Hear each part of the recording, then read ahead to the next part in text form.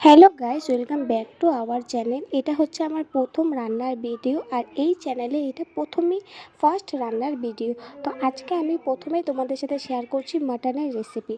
যারা রান্নাতে প্রথম করছো তারা আমার চ্যানেলে ভিডিও দেখলে আমি আশা করি তোমরা রান্না করো অবশ্যই শিখবে। প্রথমে তেল গরম করে সেখানে তোমরা গরম মশলা দিয়ে সেটাকে ফ্রাই করবে যতক্ষণ একটি ভালো স্মেল বের হয়। তারপর কুচি করে রাখা পেঁয়াজ সেটা তোমরা লাল করে ভেজে নেবে। তারপর আমি এখানে একটি মশলা করে নিয়েছি, এখানে আদা রসুন এবং লঙ্কা মশলা করেছি, সেটা আমি পুরো ফ্রাই করেছি যতক্ষণ। ও হ্যাঁ, তার সঙ্গে আমি কিছু গুঁড়ো মশলা দিয়েছি, লবণ, হলুদ, লঙ্কার গুঁড়ো, জিরে গুঁড়ো, ধনে গুঁড়ো। তারপর এটাকে আমি ততক্ষণ ফ্রাই করেছি যতক্ষণে সেটা লাল এবং আদা রসুনের কাঁচা গন্ধটা চলে যায়।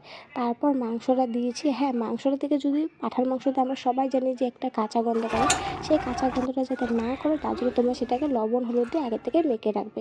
তারপর ভালো করে ফ্রাই করবে, তারপর দেন এটা তোমাদের